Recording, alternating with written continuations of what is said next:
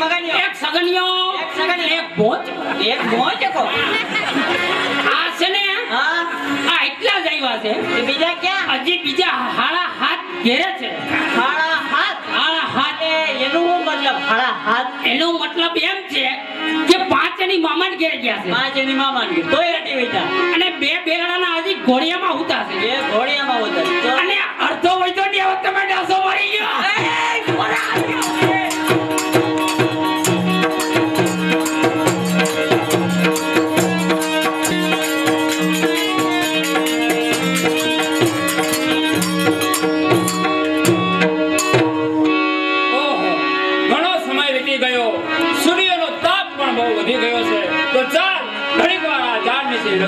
વિશ્રામ કરી લો પછી જ રાજમાં જઈશ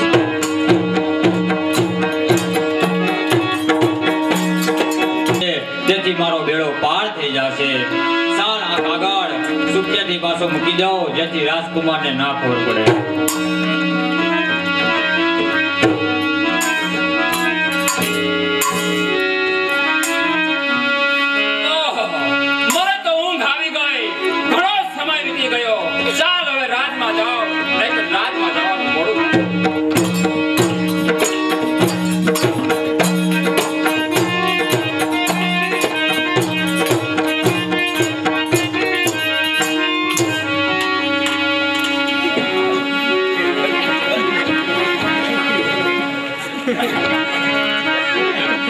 બાપુ ક્યાં ગયા કુમાર કે ઘોડે ચડીને વયા ગયા અરે ખાટિયા ઘોડે કોણ ચડે તને ખબર જેના લગ્ન થતા હોય તે નહીં એમ નથી કેતો આ તો ઘણો સમયથી જોયા નથી એટલે ખબર અંતર પૂછું તે કુંડનપુર ગયા છે ખણી લેવા માટે ત્યાં વળી કેની છોડી જોવા ગયા ખબર પડી ગઈ તમારા લગ્ન થવાના છે એટલે અમને તો કઈ પૂછતું નથી ને અમારા તો કઈ ગોતી કેમ બાટી બોબડી અરે મૂર્ખ ખરણી નહીં છોડી નહીં ખણી લાગે છે રાજની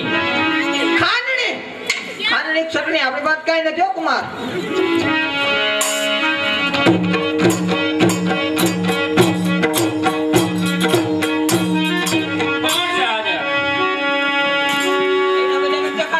તમારા રાજકુમારને કહો કે રાજકુમાર અંદર આવવાની રજા માંગે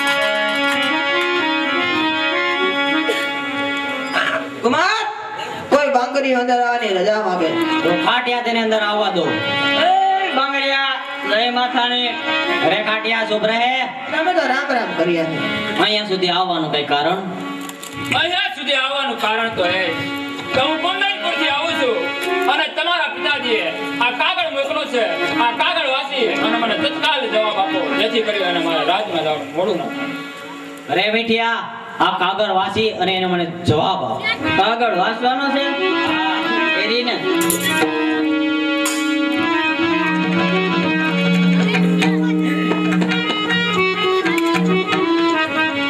આમાં તો ગુજરાતીમાં છે તમને શું આવડે આપણે તો ઇંગ્લિશ પાવરફુલ છે તો ખાડિયાને દે બિચારા ખોટું બોલે પરિણામ નથી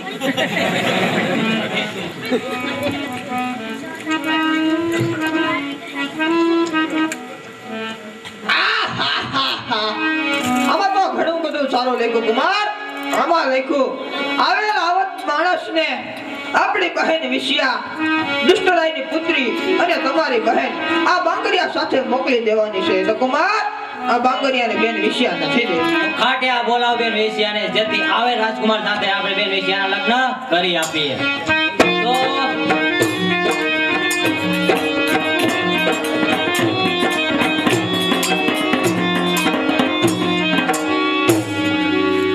ભાઈ મનોજકુમાર મને બોલાવવાનું કારણ બેન વિશિયા તમને બોલાવવાનું કારણ તો એ જ છે કે આ છોકરા સાથે તમારે લગ્ન કરવાના છે જેવી તમારી આવી જેથી સુરત દાદાની સાક્ષીએ અમે તમારા બંનેના લગ્ન કરી આપીએ ખાટિયા સારા એવા પંડિતને બોલાવો આપણા રાજમાંથી હા કેટલી ફી વાળા જેટલી વધારે હોય એટલી હા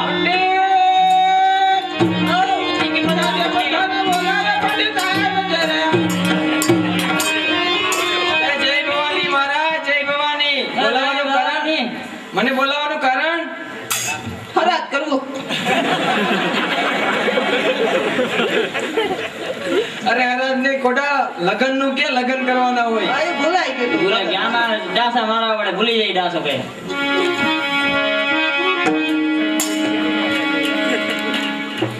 ઓરિજિનલ ગોર બાબા કેવા તને લાગે હે Duplicate. ડુપ્લિકેટ વળી તમને સાંજ લાગે દો સાંજલા બોલો એવું બોલો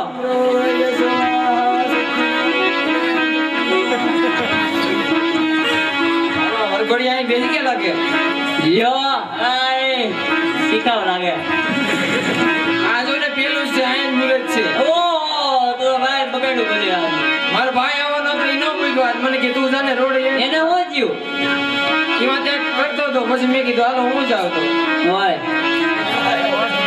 તને કઈક લૂલો આવતો તું એ હવાઈ રે કઈક શું લાગ્યું તું? એ તો જરીક પડાઈ ગયું હતું ને ગાડી મારી દીધી એમાં ઉતા મેરે હું લગન બધાના કરવા જવું હોય ને મારે એટલા હા ઈ વાતે હાચી હાલ આગળ આપો સ્વસ્તિના ઇન્દ્ર વ્રજ સવાહ સ્વસ્તિના રોગ શરણ સવાહ હાલો આપણે મંગલિયા વર્તાવી દઈએ ભાઈ હાલો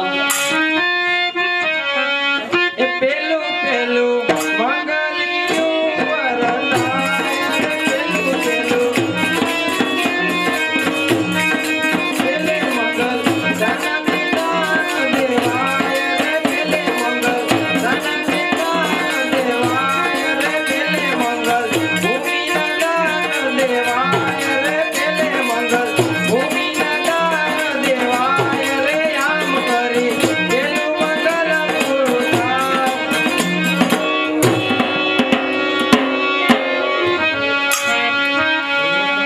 ભાઈ હાથ ગેણાની ઝોલી ફરે છે જે ભાઈને નાખવું એમાં નાખી દીધા હવે વિશ્વબેનના લગ્નમાં એ બીજું બીજું મંગલિયું વરદાય રે બીજું બીજું મંગલિયું વરદાય રે બીજે મંગલ દાના તે દાન દેવાય રે બીજે મંગલ દાના તે દાન દેવાય રે બીજે મંગલ ગાયુના દાન દેવાય રે આમ કરી બીજું મંગલ પૂરું થાય રે ત્રીજું ત્રીજું મંગલિયું વરદાય રે ત્રીજું ત્રીજું મંગલિયું વરદાય રે ત્રીજે મંગલ દાદા તે દાન દેવાય રે ત્રીજે મંગલ જોડાના દાન દેવાય રે આમ કરી ત્રીજું મંગલ પૂરું થાય રે ચોથું ચોથું મંગલિયું વરદાય રે ચોથે મંગલ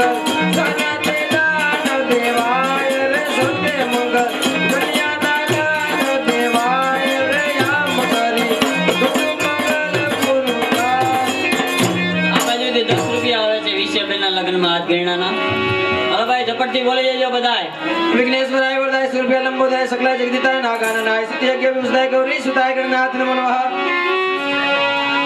અતુલિત બલધામ મહિમ સેલામ દેમ તનુજર કૃષ્ણાન જ્ઞાની નામ દર્ગણ સકલ ગુણ દાનવાન રાણમ વિશ્વ ભૃગવતી પ્રિભક્તમ વાત જાતમ નમામિ આ બાજુથી 10 રૂપિયા આવે છે જઈએ ને અમારા ગોર બાપા કોઈ ભૂગે દોડાવે ન સુવિશાન નિર્વાણ નિવ્યાપકમ બ્રહ્મ વેદસ્ય રૂપમ નિર્યમ નિર્ગુણમ નિર્વિકલ્પનમ સિદ્ધાકાશમ આકાશ વાસમ ભજેહમ નિર્યમ ગુણમ નિર્વિકલ્પનમ સિદ્ધાકાશમ આકાશ વાસમ ભજેહમ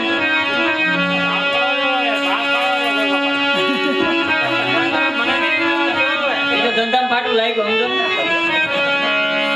હાલો હાથ ગેણા ને કોઈને ભાઈ કરવું હોય તો ઝડપથી ઝડપથી હો ભાઈ વનરાજ વનમાં મીંડોળ જાજા વનરાજ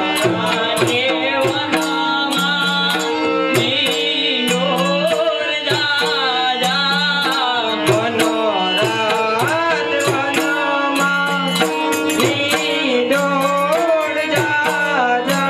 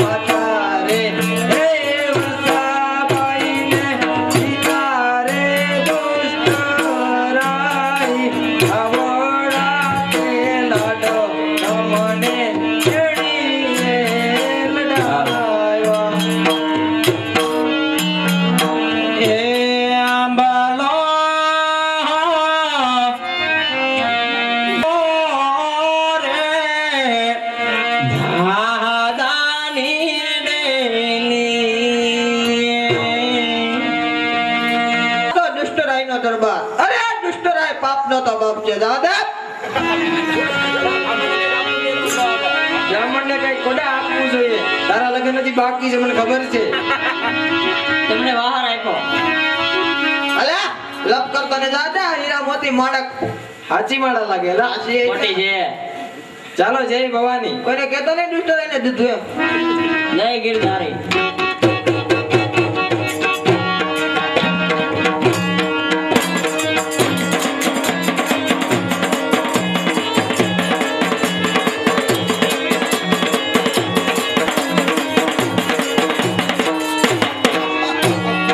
ભૂલ છે માટે ખાટ્યા બોલાવ તે છોકરાને.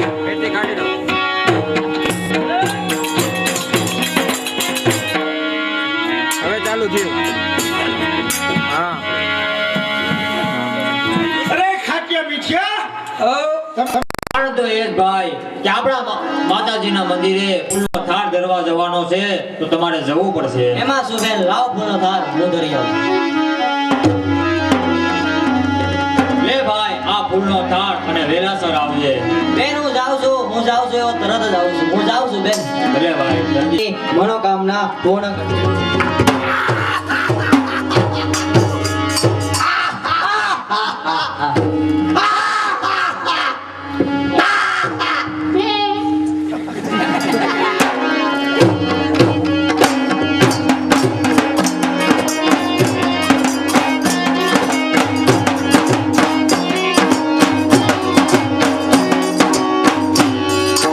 અરે મેં ખાટ્યાને મીઠિયાને ક્યારના પેલા છોકરાને સુપી રીતે મારવા માટે મોકલ્યા, તેમના હજુ કોઈ સમાચાર નથી.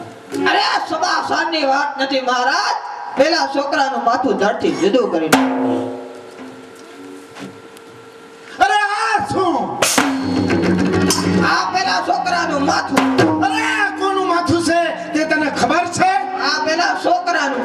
અરે મેં તને કોનું કહ્યું હતું તે તને ખબર છે? તમે પેલા છોકરાને મારી નાખવાનું કીધું. અરે ખાટિયા આ તે છોકરો નહીં, આ મારો પુત્ર મનોજ કુમારનું માથું છે. તો તમે મનોજ કુમારને મારવા માંગ્યો હતો? અરે ના ખાટિયા ના, મેં તને પેલા છોકરાને મારવાનું કહ્યું હતું તો તે કેમ મનોજ કુમારને માર્યો? તો અમે તો મંદિર પાછળ ઊભા હતા ને કોક આવ્યું, તમે કીધું જેવો આવ્યો માર્યું. મને થોડી ખબર છે તમારો પુત્ર છે. અરે ખાટિયા આ તે શું કર્યું? માટે બોલો તે છોકરાને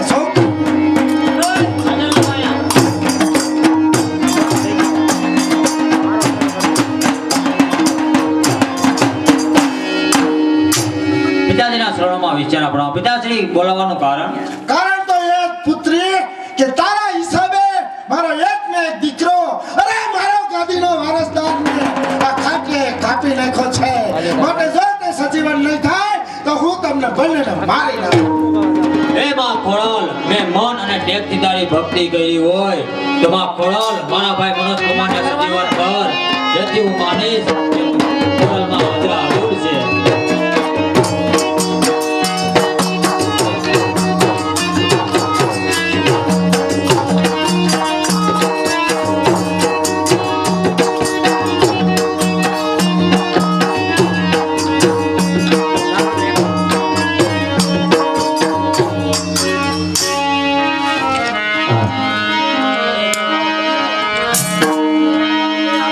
બોલ કોડાલ માતને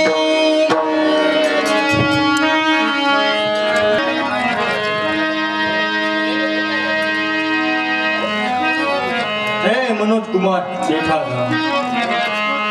હે મનોજ કુમાર બેઠા હતા.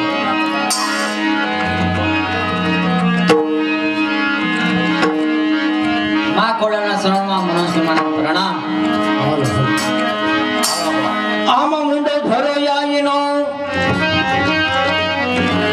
હિતન આવે એનો પાર એ રાજ પરે ધારા છે રે ઠાર હર રે તું તો ખલકિયા ખામામાં ઘોડલી ખોડલી રે જીજી જીજી જી ખલકિયા ખામામાં ઘોડલી મારી ખોડિયારમાં ગરબે રમવાન વેલી આવજે મારી ખોડિયારમાં ગરબે રમવાન વેલી આવજે સાસુર મારી મારી માં ગરબે રમવાન વેલી આવજે સાસુર મારી મારી